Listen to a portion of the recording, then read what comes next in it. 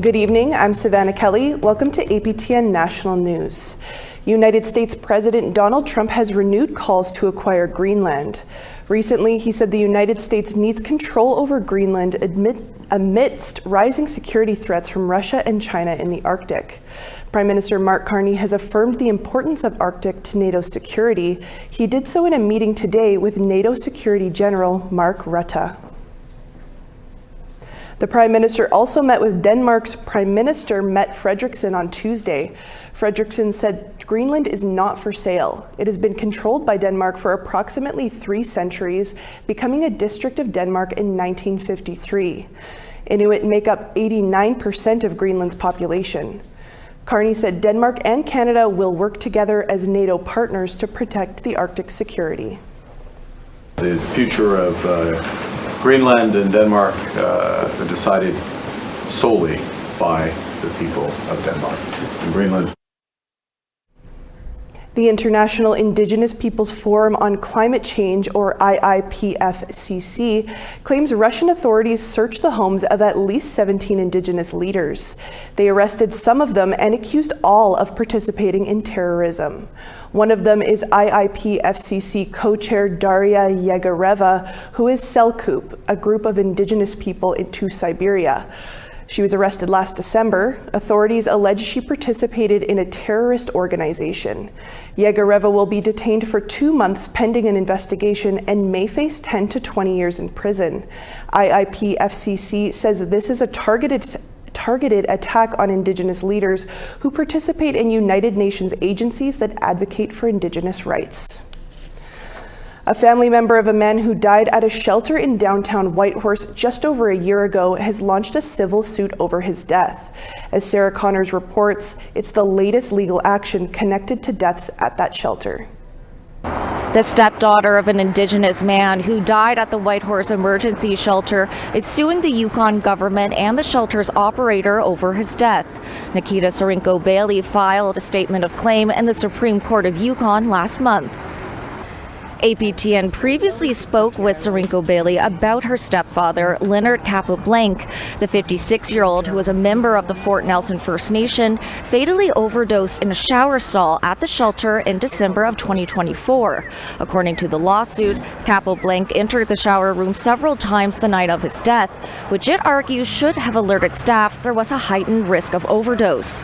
The lawsuit alleges Capoblanc was left unattended in the shower room for about 40 minutes, despite an internal policy requiring staff to check on high-risk areas like bathrooms and shower stalls every 15 minutes. The claim also alleges no paramedics were on site the night of Capoblanc's death. Staff later found Capoblanc unresponsive, and he was pronounced dead shortly after paramedics arrived. The lawsuit argues Capoblanc's death was, quote, clearly foreseeable, and accuses the government and Connective of negligence in his death.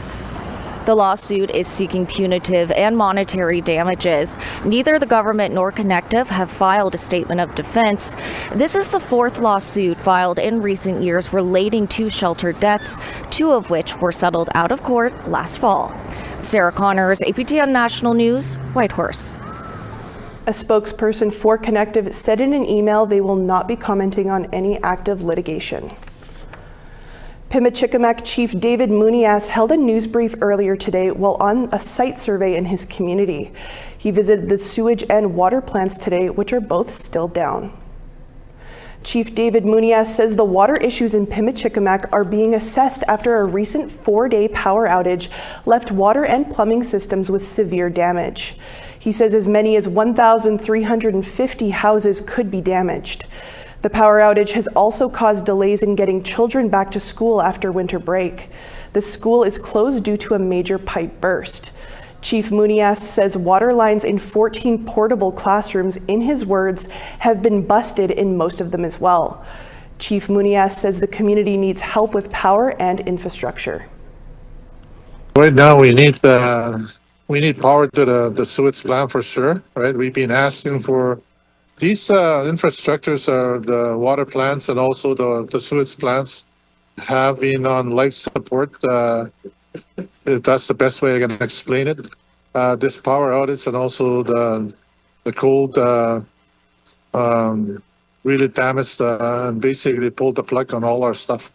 And so they're basically killed our infrastructure. A number of federal, provincial, and First Nation leaders are expected in the community on Wednesday. Winnipeg Police is in need of the public's help in locating a teenager who's been missing for more than 2 weeks. 16-year-old Haley Clearsky was reported missing on December 19th. She was last seen in the 500 block of Sherbrooke Street, north of Ellis Avenue in West End, Winnipeg. Police say Clearsky is known to frequent the West Broadway district and the William White area in the North End. Clearsky is 5'4" with a medium build and has long, straight brown hair and brown eyes. She was last seen wearing a red sweatsuit and a black jacket and carrying a black backpack. If anyone knows where Haley Clearsky is, you are asked to contact police. A Christmas Eve tragedy has led to an arrest. Saskatchewan RCMP have charged a 37-year-old man in connection with the death of an infant. On December 24, 2025, Melfort RCMP responded to a report of an infant under 1 year old in medical distress at a residence. The infant was transported to hospital and died on December 28th. RCMP say the infant's injuries were deemed suspicious. No further details have been released. On January 3rd, an unnamed 37-year-old male was arrested and charged with second-degree murder in relation to the infant's death. RCMP say the accused and the infant were known to each other, but the relationship has not been disclosed. The accused made his first court appearance in Melfort Provincial Court on January 5th. The Peter Ballantine Cree Nation in northeastern Saskatchewan is asking for the public's help. A man who has been missing for nearly a month, and due to the cold weather, his family is concerned for his safety. According to Peter Ballantine's leadership, 66-year-old Moise Seawap was last seen in Flin Flon, Manitoba on December 9th. Creighton RCMP say Seawap may have also been seen between December 15th and December 23rd in Flin Flon. During that time, he was wearing a blue and black checkered jacket and was last seen getting into a silver Ford Escape with a woman outside a large retail store along Highway 10. The Saskatchewan First Nations Emergency Management Search and Rescue Team is expected to assist in the coming days. Residents in Creighton and Flin Flon are asked to check sheds, outbuildings, and other structures for Seawap. If anyone knows where Moise Seawap is, please contact RCMP. The Ochawapace First Nation in southern Saskatchewan is imposing a new temporary emergency dog control bylaw. The decision comes after a 12-year-old boy was found deceased in the snow. RCMP are still unable to say if the death was related to a dog attack or a wild animal. On Saturday, December 20th at around 5 p.m., Saskatchewan RCMP say a 12-year-old boy left a home in the Ochawapace First Nation with the intention of walking to another home in the area. At 8 p.m., the boy's body was found several hundred meters from home. RCMP deemed the boy's death as non-suspicious, but the cause of death has yet to be determined pending autopsy results. RCMP urged residents to not seek vigilante action against other dogs in the community. And as of Monday, the Ochawapace leadership ordered all residents with dogs to keep them from roaming around the community. Any dog caught and not claimed within 24 hours will be considered surrendered. The Ochawapace says the decision is immediate and will be replaced by a permanent bylaw. A First Nation in northwestern Alberta is suing the Alberta government in response to the province's upcoming separation referendum, saying that it violates Treaty Number 8. The Sturgeon Lake Cree Nation filed the lawsuit in the Court of King's Bench in Edmonton on Monday. The suit claims the Alberta government, the Chief Electoral Officer, and the Attorney General of Canada all breached their legal and treaty obligations, and that First Nation consent must come first before consultation on referendum talks can go ahead.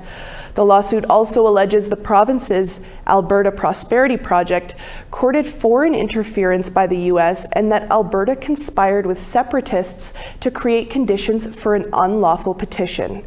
The Alberta government would not comment on the matter because it is now before the court. The First Nation plans to file an injunction this week to pause the petition process. The lawsuit has yet to be tested in court. We want to hear what you think about this story or any other story you see here tonight. Here's how to continue the conversation. If you have a story you want to share, send us an email to news@aptn.ca. Visit our website at aptnnews.ca to read and watch our latest stories. You can find us online on your favorite social media sites, including TikTok, YouTube, LinkedIn, and X. Follow APTN News to join the conversation and see our latest stories. We need to take a quick break. Coming up, a new program aims to get Inuit youth into the production side of film and television. Stay with us.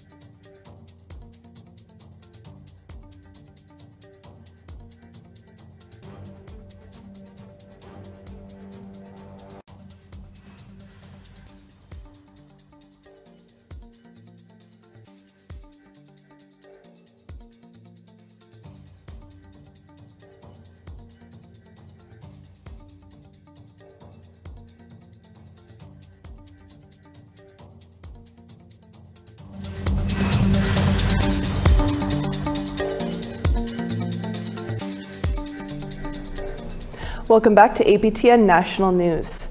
The federal government has announced the signing of the Canada-Nunavut Agreement on Minority Language Education and Second Official Language Instruction for the 2024-25 to the 2027-28 period. Under the agreement, about $8.5 million will be invested in Nunavut to support French as a minority language and French as a second language. According to the 2021 census, just under 4% of Nunavumians speak both English and French. The programs will run from preschool through post-secondary education. There's a French language school in Nunavut's capital city. The investment will be supporting that as well as providing second official language instruction and programs across the territory.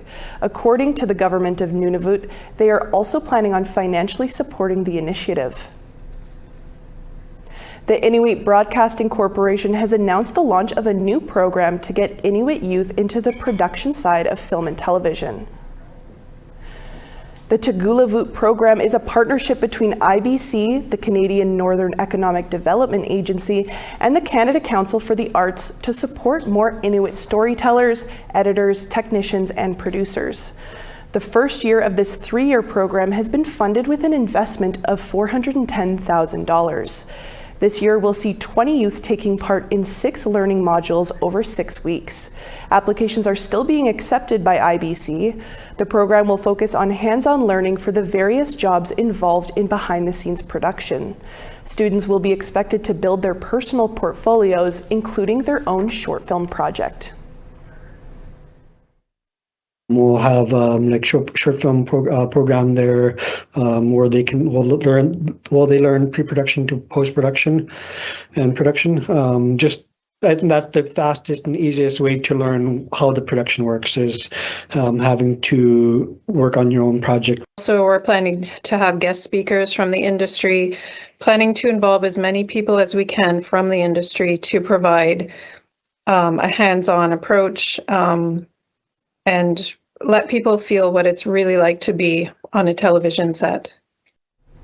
One of the North's oldest and most well-respected hand games players died last month. As Sarah Connors tells us, the beloved stick gambler leaves behind a long legacy that won't be forgotten. Wherever there was hand games, you could be sure to spot Amos Dick. Perhaps better known as Famous Amos, the beloved Casca elder from Ross River was a staple of the Yukon's hand game circuit, playing in tournaments across the territory and beyond. The legendary stick gambler played right up until the very end. He died last month. So many people started playing hand games because of him. It's going to be missed, so much here, especially in our community, but all over the place, Dick was likely in his 90s, though no one we spoke to could say for sure exactly how old he was. He told us in 2018 he'd been playing hand games for 75 years. I say 1940, but 16 years old. Beyond hand games, the old-timer was an expert hunter and worked as an outfitting guide for close to 30 years. Those who knew him say no one knew the land better than him. And there's not one place in our Casca homeland that he has a footprint. Dick was also a big believer in passing on traditional knowledge. He taught many young people how to skin hides and make drums, tools, and snowshoes. He was a legend, and he brought a lot of pride within the youth to learn hand games and to really honor the traditional ways. Those traditional ways stayed with him until his final days. While laying unresponsive in the hospital, drummers played cultural songs, ending with challenge songs. The drums would be going. He'd get up. You wanted to get up. And stick gamble. His loved ones say his death is a big loss for the Yukon's hand games community. For her son, hand games just won't be the same without him. That's the kind of person we've been living with, and it's going to be really missed. But as long as the drums keep beating, Famous Amos will always be remembered. I'm getting old! Sarah Connors, APTN National News, Whitehorse. Thanks for that story, Sarah. After the break, we'll tell you about a new horror movie about a woman's fight with her inner demons and the real monster that haunts her. Stick around.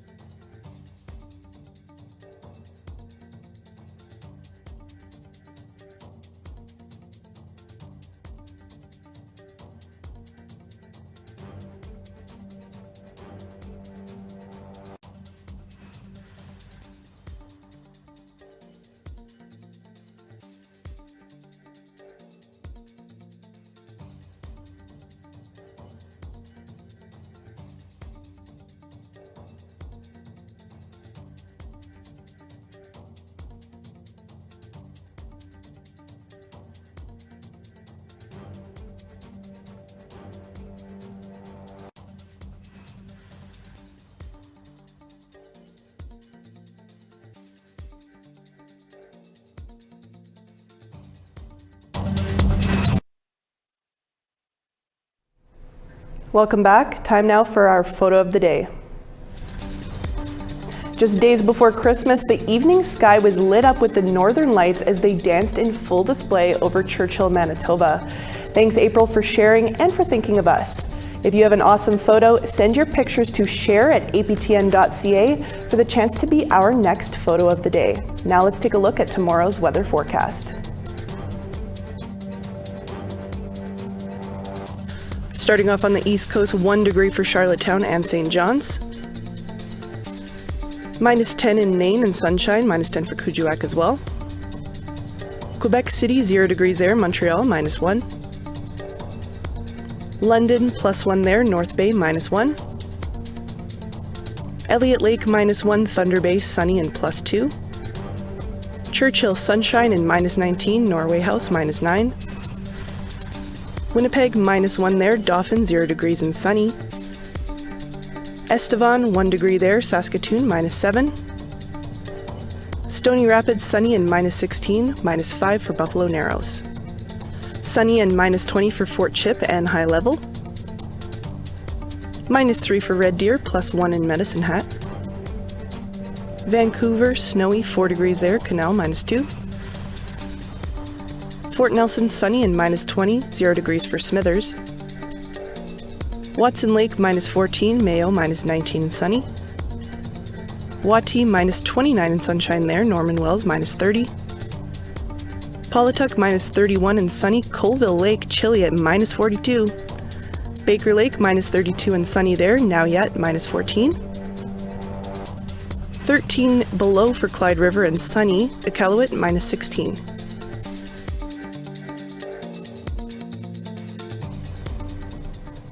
The popular post-apocalyptic TV series Fallout has just released the first few episodes of its second season. Joining the cast again, Dallas Goldtooth, also known as William Spirit Knifeman in Reservation Dogs, enters Fallout as Charles Whiteknife. The Fallout series, based on the video game franchise, is set in post-apocalyptic Los Angeles hundreds of years after a nuclear war. It follows a ghoul who was a pre-war Hollywood actor and a girl who grew up in a vault untouched by radiation. Dallas Goldtooth plays U.S. Marine Corporal Charles Whiteknife in the Fallout universe. Goldtooth is from Minnesota, and he is known for roles in Reservation Dogs, The Last Frontier, and Seeds. He appeared in Fallout Season 1 in pre-war flashbacks. Now he's back for multiple episodes in Season 2. Fallout Season 2 is expected to have a $153 million budget. It currently has high viewer and critic ratings. And after 10 years of war, the U.S. government is broker than a joke. The cattle ranchers are in charge, Coop. Oh, come on. Unless the people do something about it. I guess everything's a conspiracy, right? Come on, man, you sound like you're in a cult. You're sitting here defending a system that's ready to set the world on fire, Cooper. Maybe you're the one in a cult. A new horror movie starring Indigenous actors just wrapped up filming in Winnipeg. Based off of the director's lived experience with intergenerational trauma, it follows one woman's fight with her inner demons and the real monster that haunts her. Sav Jonesa brings us the sneak peek of Ancestral Beasts. Main character Elise is on her way to confront intergenerational trauma and the monster that it takes form in this scene of upcoming feature film Ancestral Beasts. Red River Métis director and producer Tim Riedel wrote the story based on his experience as the son of a 60s scoop survivor struggling with mental illness. This film's theme is the curses that we inherit are not our fault, but what we let them become is our responsibility. And I hope people who see the film leave thinking about how that theme has existed in their own individual lives. Co-leading the film are The Order's Morgan Holstrom and Little Bird's Darla Contois. It follows Holstrom's character, a Red River Métis woman who, after a mental breakdown, tries to heal her trauma by journeying back to her ancestral home, only for a demon to haunt her and threaten her loved ones. Riedel says the demon is an allegory for severe mental illness. He hopes the film reminds viewers to be compassionate to those struggling with disorders like borderline personality. It's not easy for people to navigate these complex institutions and systems when they're suffering from a severe mental health disorder, yet they need the help the most. So that's why it's important to tell the story in a way that people will pay attention to. The film's cast is almost entirely Indigenous and was shot in Winnipeg, the homeland of the Red River Métis. Riedel says the location was non-negotiable. Living out east now, it's more inconvenient for me to be away for a long time from my wife and my children and whatnot. But whenever I'm here on these lands, I'm home, and so I couldn't think of telling a story anywhere else but here. A turning point in his career comprised mostly of documentaries. Ancestral Beasts is Riedel's first horror flick, but his innate desire to bring truth to his work persisted. Riedel consulted elders, cultural advisors, and Indigenous psychologists during the film's development so that the story could be told in a respectful way. To me, it doesn't seem much different from my documentary work, except for instead of me turning the lens on people from cultures and communities outside of my own, I'm turning the lens inward on myself and my community. Ancestral Beasts just finished shooting and is headed into post-production. A release date has yet to be announced, but Riedel says the film will travel to remote Indigenous communities so they can get the first look, or scare. Sav Jonza, APTN National News, Winnipeg. That's all the time we have for your APTN National News this Tuesday. For more Indigenous stories, visit our website at aptnnews.ca. I'm Savannah Kelly, and I'll be back here tomorrow afternoon with your first look at the day's news. Marcy Miigwech, thank you for joining us. Have a great night.